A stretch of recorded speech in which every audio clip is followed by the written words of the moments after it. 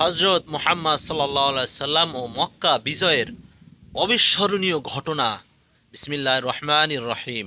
প্রিয় দর্শক, আজ আমি আপনাদের শোনাবো হজরত মুহাম্মদ সাল্লাল্লাহু আলাইহি সাল্লামের জীবনের এমন একটি ঘটনা যা ক্ষমা, দয়া ও মহানুভবতার এক অনন্য দৃষ্টান্ত।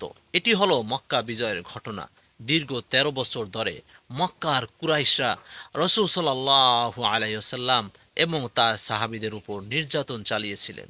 মুসলমানদের উপর অত্যাচার করা হয়েছিল, অনেককে শহীদ করা হয়েছিল, সম্পদ কেড়ে নেওয়া হয়েছিল এবং শেষ পর্যন্ত রসূল সাল্লাল্লাহু আলাইহি সাল্লামকে নিজের জন্মভূমি ছেড়ে মদিনায় হিজরত করতে বাধ্য করা হয়েছিল।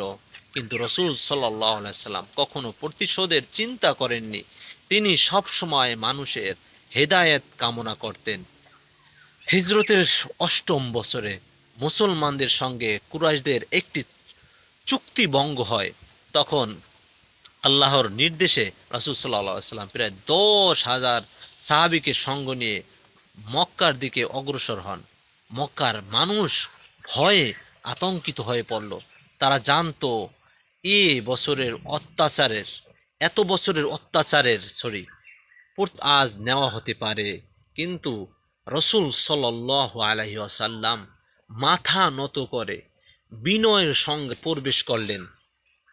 তার আচরণের বিজয়ের অহংকার ছিল না, ছিল আল্লাহর প্রতি কৃতজ্ঞতা। তিনি মক্কা নগরীতে প্রবেশ করে পবিত্র কাবা শরীফের চারপাশে থাকা মূর্তিগুলো অপসারণের করলেন এবং ঘোষণা করলেন, সত্য এসেছে, মিথ্যা বিলুপ্ত হয়েছে, আর নিশ্চয়ই মিথ্যা হওয়ারই ছিল। এরপর কুরাইশদের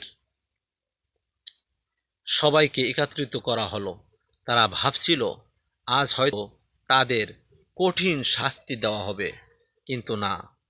রসূল সাল্লাল্লাহু আলাইহি সাল্লাম তাদের জিজ্ঞেস করলেন, তোমরা কি মনে করো আজ আমি তোমাদের সঙ্গে কি আচরণ করব? তারা বলল, আপনি একজন সম্মানিত ভাই এবং সম্মানিত ভাইয়ের সন্তান, আমরা আপনার কাছ থেকে কল্যাণই আশা করি। তখন রাসূল সাল্লাল্লাহু আলাইহি সাল্লাম ইতিহাসে সেই বিখ্যাত ঘোষণা দিলেন, আজ তোমাদের বিরুদ্ধে কোনো অভিযোগ নেই, তোমরা সবাই মুক্ত। এই একটি বাক্য শুনে অনেক মানুষের চোখে অশ্রু চলে আসে। যারা এক সময় তার শত্রু ছিল তারাই তার মহান চরিত্রে মুগ্ধ হয়ে ইসলাম গ্রহণ করতে শুরু করে। ক্ষমতার শীর্ষে থেকেও তিনি প্রতিশোধ নেননি, বরং ক্ষমা করেছেন, দয়া করেছেন এবং মানুষের হৃদয় জয় করেছেন। এই ঘটনা থেকে আমরা কি শিক্ষা নিলাম? ক্ষমা প্রতিশোধের চেয়েও অনেক শক্তিশালী। প্রকৃত নেতা অহংকার করে না, বিনয়ী থাকে। অন্যায়ের জবাব সব সময় অন্যায় দিয়ে দিতে হয় না। উত্তম চরিত্র মানুষের হৃদয় পরিবর্তন করতে পারে। রসূল সাল্লাল্লাহু আলাইহি সাল্লাম ছিলেন তো মানব জাতির জন্য রহমত। প্রিয় দর্শক, মক্কা বিজয়ের এই ঘটনা শুধু একটি বিজয়ের গল্প নয়, এটি মানবতার, দয়ার এবং মহান চরিত্রের একটি উজ্জ্বল উদাহরণ। পৃথিবীতে আজও পৃথিবীর কোটি কোটি মানুষ এই ঘটনা থেকে ক্ষমা ও মানবতার শিক্ষা গ্রহণ। সাল্লাল্লাহু আলাইহি ওয়াসাল্লাম।